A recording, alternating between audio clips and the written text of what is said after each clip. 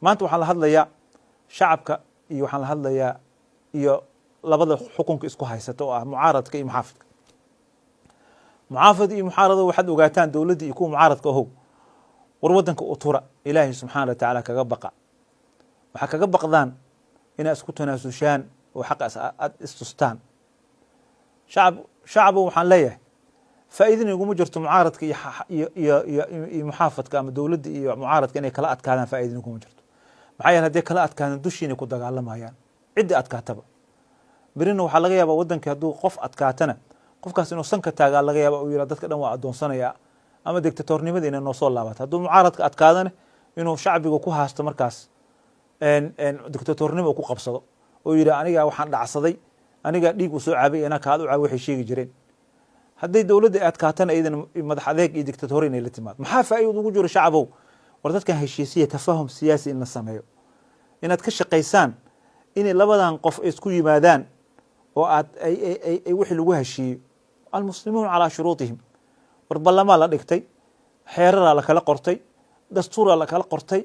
waxaas in laga hadla aad dadka ku kaalmaysaan. hay-adaha madini qola lahayo culummada waxa joogo wixii aqayaar ah kala safasho waqtigeeda lama joogo.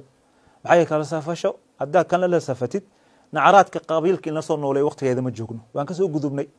waxaan joognaa waqti aan gacnaha isqabsan lahayn. dowladdan si gaar ula hadlayna waxaa leedahay ittaqu llaha fi nnaas, war dadka ilaahay kaga cabsada.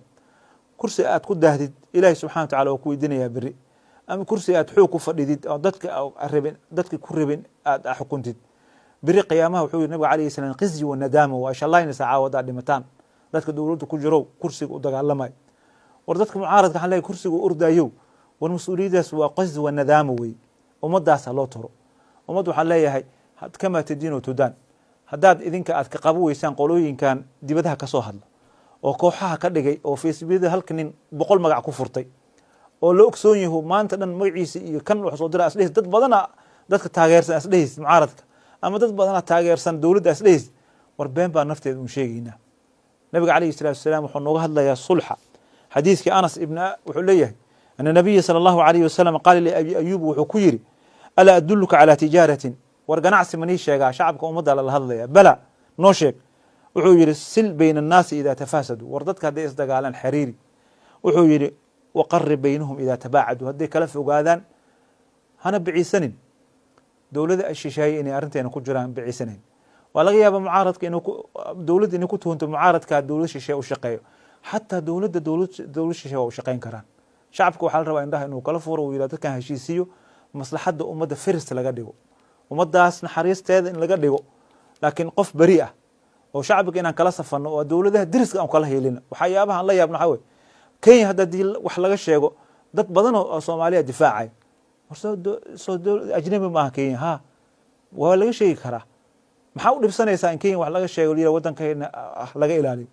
waxaa dhinaca kala joogay in qolo kale etoobiyaanka igana wax laga sheegi karin. qabaa'il ay naqdeen.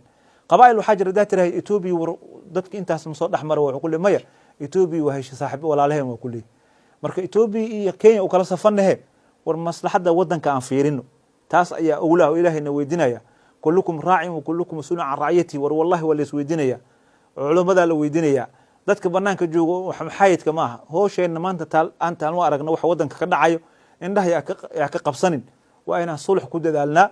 laakiin haddii kale waxay noqonaysaa hadhow dadkaas kaliya maku dhibtoonayn, bal islaanta umusha ah, caruurta yaryar, waxaas waa yeelada ayaa ah. ogowna ilaahay ma mogo kuwaas waxaa laga yaaba hadday howl qabi karin waa yeelada habaaray haayaan. guryaheedu jooga ilaahayo kana dhaafi, ilaahayo kuwaana dhaafi dhahayaan. ama qaarna mucaaradkii habaarayaan, qaarna dowladdii habaarayaan. ilaahay ducadan waa ajiibaya. ducatul madluumka ninka laga gardanaya ducadiis waa ajiiba. war ittaqu llaha ilaahan ka baqno. wax kale aan dhihi karna mala. hadalka inaad ka faa'iidaysataan oo nin kastoo meeshu raba ka soo jarta hadhow oo isticmaalo siyaas u isticmaalo. diinta saas ma aha. diinta waxaa la rabaa nasaaxada waxaa leeyahay udkhulu fi silmi kaafa. war diinta islaamka hore loo qabsadaa. laakiin mucaarada imaanayo wuxuu soo goosanaya hadalka meesha asaga anfacaysa. wuxuu leeyahay sheekha culimada saasay tiri. koo kala soo goosanaya dowladda meesha ka tiri sheekh kaloo haasta asagana TV-ga u fadhiyo ama Facebook u fadhiyo. kan ninka sheekhaan dhageyso. war ummadda yaa la isku horkeyn.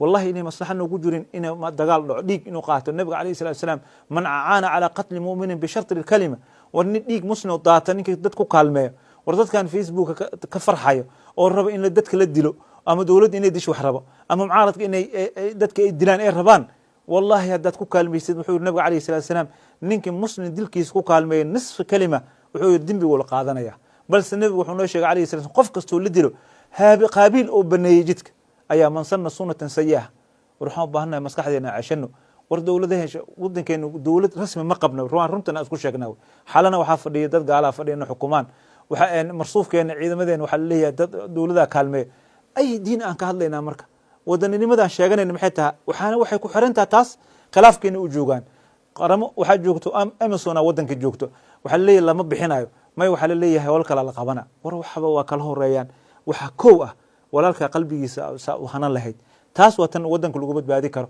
laakiin qof qasbaga islaam mucaarad dawlad xoog meel ugu dajiya guul gaareenin wala dawlad xoog meel ku qabsata geel guud gaareen xaqadkaas way kaas asku sheegno aan ka baxna dhalanteedka iyo kala taageerida oo qabiilka jiidanayo ama danta nin dan leh ama dawlad u shaqeeya ama lacag la siiyo mushaar u socdo oo Facebook fadhiyo umad isku dirayo kaasi una balaynin nataqillah